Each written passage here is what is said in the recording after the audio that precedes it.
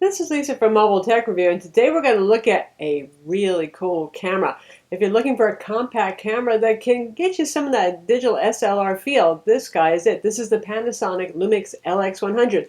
Now, I've used the Sony RX100 series right up to the 3 extensively. We just reviewed the Canon PowerShot G7X with which this competes, and even the PowerShot G1X Mark II competes with this because it has a larger sensor. But this guy, I have to say, for a photographer who's experienced and wants that SLR-like feel and control, it's here. And we're going to look at it now. So this is the Panasonic Lumix LX100, a camera just about everybody seems to like, and well, I'm in love with it, I have to admit, as a photo enthusiast. Why do I like this camera? Because I'm used to digital SLRs and more sophisticated cameras. I've been taking pictures, embarrassingly, since it was done on film. I'm used to manual controls. You get all that with this. You get complete manual control. You get a whole lot of dials on this. More importantly, you get a larger than average sensor. If you thought the 1-inch sensor on the Sony RX100 Mark III was pretty impressive, and the Canon G7X rather, even there's a Canon PowerShot G1X Mark II, I admit, but that one just had so many fatal flaws I could never fall in love with it. That one did actually have a slightly larger sensor than this. But anyway, this has a micro four thirds sensor. You'd almost think it was an interchangeable lens camera, but this lens is permanently attached on here. Notice how big the lens is, though, compared to something like the Sony RX100 III. Bigger sensor needs a bigger lens. Also, this has a wide aperture. You get the idea you're getting something that's going to give you more control over your depth of field, a shallower depth of field when you want it, some nice bokeh. All the things you would really never expect to get in a camera this small. I mean, this is small. This makes my Sony a6000 look kind of large. And in fact, we'll show you some footage now, which we actually had to shoot with a different camera because we use our a6000 for shooting our video reviews. But anyway, the thing about something like the a6000, which I thought would be the perfect walkabout, subtle camera, you know, you're in the field, people are not going to hit you because you're taking pictures, it's not a lot of weight on you, is you want to put a nice lens on that. The kit lens on the a6000, the 16 to 50 is just nasty, nasty lens. Once you put a nice Zeiss lens on that, you've got a teeny body with a giant lens. It's really not portable. So here we have the Sony a6000 compact ILC camera on the left and the Lumix LX100 on the right. By the way, we usually shoot with our a6000 for video, so I'm actually using a Nexus 6 to do this part, so forgive the handshake. Anyway, you can see quite the difference there, and that's with the Zeiss 60 to 70 millimeter zoom on the Sony, which is my preferred walk-around zoom lens rather than the kit lens that we're going to show you next. That is considerably smaller. Now we have the kit lens on the Sony, which is truly a poor lens. It's pretty sad that 16 to 50 millimeter zoom lens on there, but it does bring them down to just closer to the same size. The Sony is still bigger, of course, but closer. This here has a nice zoom range on it, and as you can see right here, it tells us we've got a 1f1.7 to 2.8 lens, so incredibly fast lens as well, and we're talking 24 to 75 millimeter for zoom, so not bad at all.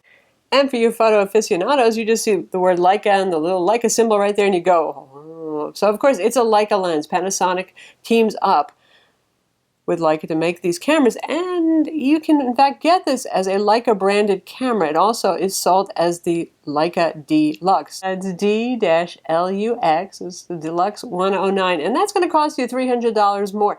It's the same hardware, folks. It's the same lens, it's the same sensor, it's the same exact everything. The body styling is a little different. I admit the Leica one's pretty, though I think the grip on this is actually a little bit more well grippable. So personally, me, I'm price conscious. I went with this one, not the Leica. Anyway, moving around to talk about manual control. This is not for somebody who just wants a point and shoot that happens to take better pictures. Get the Sony RX100, any of the models that are available, 1, 2, or 3. Or even consider the Canon G7X, which gets you a longer zoom range and a touch screen, which is pretty darn nice. Creature comforts there, more for your average consumer. This is more for your photo enthusiast. Right here we have a switch. You can go autofocus, macro focus, and manual focus. When you choose manual focus, you'll be using this to dial in your focus. Pretty neat. Over here we have our aperture ring, just like old-fashioned cameras. Everything was controlled by dials. Who needs PASM modes? When you've got this control right here, you can just grab this ring. Pretty easy to grab. The ergonomics of this, despite the fact that it's small, are very good. Nice clicky, but it doesn't resist you too much. So you've got 1.7 to 16 control right there. Something very interesting here is the aspect ratio slider, and that's what gets into the unique thing that Panasonic did here. What they did is they have a micro four thirds sensor, 16 megapixel sensor, and they have made the lens a little smaller than the sensor size, and you're actually truly changing the aspect ratio here. It's not just doing an in-camera crop, so you get an aspect ratio that really matches what you're choosing. You got 4:3, you got 1:1, you got your nice little square mode. In other words, 16:9 widescreen or 3:2, which is what I have it on right now. So that gets you about 12.6, 12.7 megapixel effective resolution. Now that's one place where it does fall behind a bit to the competition, like the RX100 III, which you know, they're pushing 20 megapixels, and well, you're talking just under 13 here. However, unless you're going to be printing 20 by 30 inch prints, I don't feel that it matters, to be honest. You're going to get sharp shots with both of these. You're going to resolve more fine detail with the higher megapixel sensors, certainly, but honestly, for the uses that most people do, which is maybe even your occasional 8x10 or up to 16-inch print, that sort of thing, big size photos on photo sharing sites, it's going to look really, really sharp. Looking around the top dial, more blessed manual control right here. Now you can put on automatic, just so you could use the Aperture Ring to put on automatic here, or you can control your shutter speeds right up here. Now this has both mechanical shutter and electronic shutter. With electronic shutter, you can get up to 1/6000th of a second. That's important because it helps, given that this does not have a built-in neutral density filter. Now this lens has a 43 millimeter thread, so you can actually screw on a neutral density filter or any other filter you want as well, but there's none built in. For video, you're probably going to want to do that because you don't want the ultra-fast shutter speeds when you're shooting video. On-off is a little slider here. It's pretty stiff and hard to get at, which is a good thing because you don't want this extending in your pocket. You know, this is your typical point-and-shoot camera in that respect. There it goes. It extends out. It also has a memory zoom function, so if you had to zoom way out, it'll remember that. It'll go out there again. Shutter button here, nice, large, ergonomic, and if you want to control zoom, you can either use the ring around the lens or you can use this. Now this is nice and steady. I find I like this for video. It gives a very steady zoom. EV control ring up here, right where it should be, up to plus minus 3 EVs in third increments. Filter, that's for the filter for effects. That's not a neutral density filter, sorry. So, you know, if you want to do your sepia, your toy camera, all those sorts of things, this does have that built in. There's an IA button right here. How do you switch between fully automatic, and you get all the neat automatic features for those of you who like pretty automated shooting? You just press on that and it's going to say IA right there, which you can see. And if you want to turn it off, you just press it again, and now it says we're in manual mode because neither of our dials are on A. Now let's put this one back on A, and it will switch to aperture priority mode. So we have an A indicator right there. So for those of you who are used to traditional cameras with lots of manual tactile controls, this thing is just awesome. It's also, since it's a little bit larger than something like the Canon PowerShot G7X, there's more to hold on to. There's actually a grip right here. There's enough room for the controls and for your fingers to actually not feel quite so cramped. I have a love-hate relationship with the Sony RX100 because it's such a teeny little box and most everything is controlled digitally and through menus that I just give up and shoot on automatic all the time. With this, I'd make use of it. What else is pretty cool right here? Electronic viewfinder. There we go with our diopter adjustment. And that's a 1024 by 768 resolution viewfinder. The lovely thing about this viewfinder is that it's high resolution and sharp. It's very bright, it's very colorful. The bad thing is better than life, ultra vibrant kind of Kodachrome colors. So it's not a good indicator in terms of colors and contrast. It looks more exaggerated than your actual photo does. Now if we take off the lens cap so we can actually see something, the rear LCD, which is your usual 3-inch LCD, is very sharp, very natural colors. It is a good indicator of the exposures and colors and all that sort of thing that you're getting on the camera. We have an AE lock on this. You can lock focus, you can lock exposure on it as well. We've got our Wi-Fi control buttons here. This has Wi-Fi with NFC for pairing. And the usual set of controls on the back. Menu here gives you all of your settings control over them. Not a touch screen, not a tilty out screen. Kind of a bummer there, huh? Anyway, you've got control over just about everything here, right up to, notice, 4K photo mode. This is interesting. This is a camera that can also shoot 4K video. From the company who brought you the GH4, the Panasonic that shoots really nice 4K video, we get the 30 frames per second core 4K video in MP4 format here, along with the usual 1080p AVC HD 60 frames per second. So 4K photo mode, it grabs a bazillion shots, 8 megapixel resolution, while it's also recording 4K video, and it does a very good job. That is a pretty neat feature. We also have time-lapse photography on this and stop motion video. Not bad for a little camera. We've got the quick menu here for quick settings as well. The usual playback button, your display button, your programmable FN button. So all sorts of good controls there. Lastly, you probably noticed the hot shoe right here. Yes, there's actually a hot shoe here. And it comes with a accessory flash. You remember the Sony NEX5, how that came with a little accessory flash? Because there was no way to build it in, it was so small. Here's our flash unit. Obviously, big sturdy flash unit, pretty adequate actually in terms of the amount of brightness, but there's no way to bounce flash on this because it is a rigid little guy. This is the kind of thing that half of us will probably just lose. Oh well. It does have its own on-off switch as well. That's what it looks like with the flash on. Of course, you could use a bigger Panasonic accessory flash if you want it for even more light. We have our autofocus assist lamp right here, and we'll talk about how well it autofocuses in a minute. There's our metal tripod mount in the center. You know, with cameras this small, it's a challenge. Yes, it's in the center. Yes, you probably will have trouble opening the door for the battery and SD card when the camera is on a tripod, but what to do, huh? There's stereo microphones built in and a speaker. So here's our battery right there. There's our SD card slot. Now I have actually a micro SD, isn't that interesting, right here? So I can use this on my Surface Pro 3 if I want as well. And this is a UHS-1 Class 1 card. Now Panasonic recommends a Class 3 card, which is kind of expensive and harder to find for 4K video recording.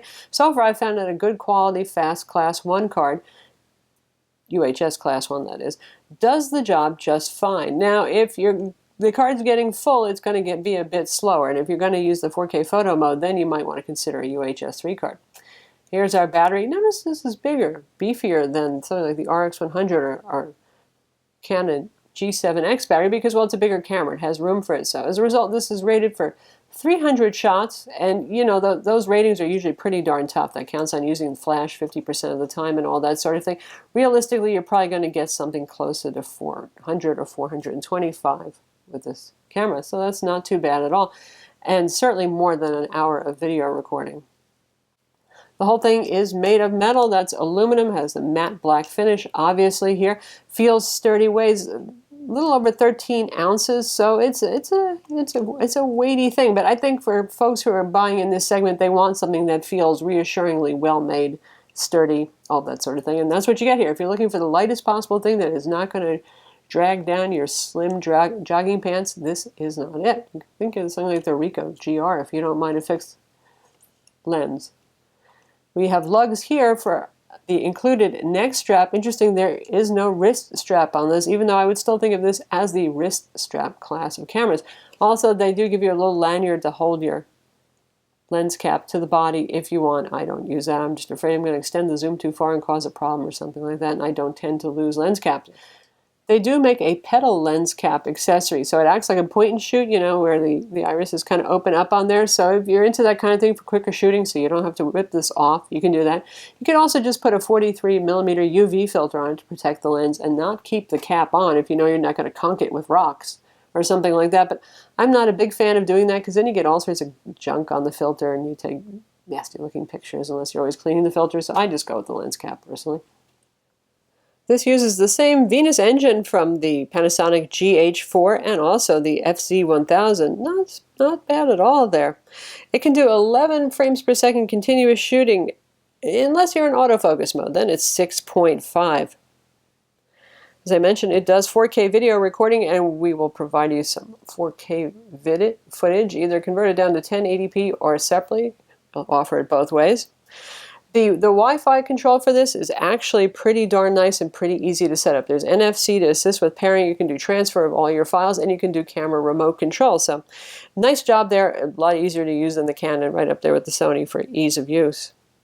As you would hope, it has built-in optical image stabilization. It's very effective. It helps handhold shots that are at slow shutter speeds, and more particularly, it helps smooth out video. For our video footage, you know, I'm rock steady when I take photos, and I am the shakiest person in the world when I take videos. I don't know why. So if the video doesn't make you dizzy, that means that it's good stabilization, and it did do a pretty good job there.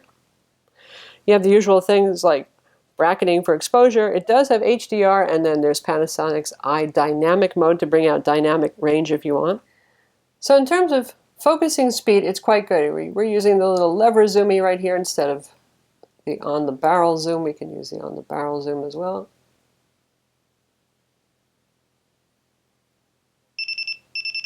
We're a little too close right now, so.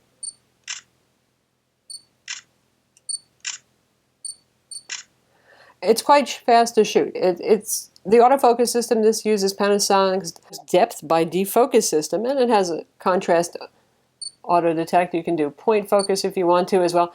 It's very quick. It's quicker, certainly, than the teeny compact competition, the higher end, I mean by that. Not as fast as a DSLR or the Sony a6000, which is the autofocusing champ. That one is super duper crazy, but this is noticeably faster. Now, none of these compacts are ideal for sports photography, but I did manage to catch a couple of ducks in mid-motion and children who were moving pretty darn quickly, surprisingly, in fact, and I found a little bit better than the teeny competition.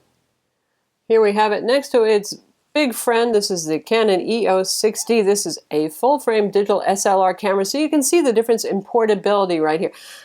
Are the pictures from this as good as the pictures from this? What do you think? No, not so much. Are the pictures from this better than some Micro Four Thirds cameras? Arguably, yes, thanks to the very fast lens on here and the very good quality Leica lens. In fact, it can give some APS-C cameras a run for the money. Again, thanks to the fast lens, you're going to get that digital SLR look. You're going to have depth of field in your photos. The amount of detail that it captures is excellent. It's not going to be the same as a full frame in terms of the amount of light it lets in or the absolute amount of data that you're going to get with a larger sensor, but honestly, you can take pictures with this and people will think that you have been using a digital SLR or a higher-end ILC like the Sony a6000. Of course, you don't have the versatility of interchangeable lenses, but again, this is about the portability. When you think about carrying this guy or this guy with you, well, the choice is easy if you're going someplace where having fun or doing something else is really the focus and you don't want to be bringing a lot of camera gear along, but you don't want to miss some photo opportunities. Now I'll show you some photos that we took with this camera so you can get an idea of what you can actually do with it, and it's pretty darn impressive. And again, if you're thinking about the Sony RX100 or the Canon G7X or even the Canon G1 PowerShot, maybe even the Ricoh GR, if you can live with a fixed lens, that's the thing. With this guy, you get the zoom range. I like to have a zoom lens on here. That's point number one. The next thing is, yes, you are losing a little bit of resolution and fine detail, but unless you spend your day zooming into 100% in Photoshop and pixel peeping, really it doesn't matter. The photo you take matters. The composition, the colors, that is plenty sharp enough, and you're going to get plenty sharp enough with this.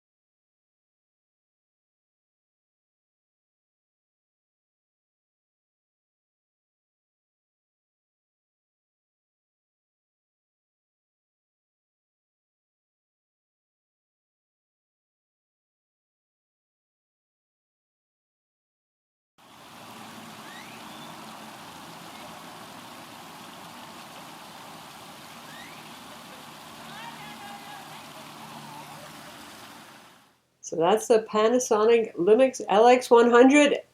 It would be my top pick, honestly. If I was looking for a semi-pocketable camera now, it's not as small as the RX100 III, and it is not as small as the Canon PowerShot G7X. Granted, a little bit bigger, certainly a bigger lens that sticks out a bit more, but you're getting a lot more photographic capability inside. Now, for your point and shoot types, it's probably not the camera for you, but for those of you who are well, more into photography, it's definitely worth a look. I'm Lisa from Mobile Tech Review. Be sure to visit mobiletechreview.com for our full written review and subscribe to our YouTube channel.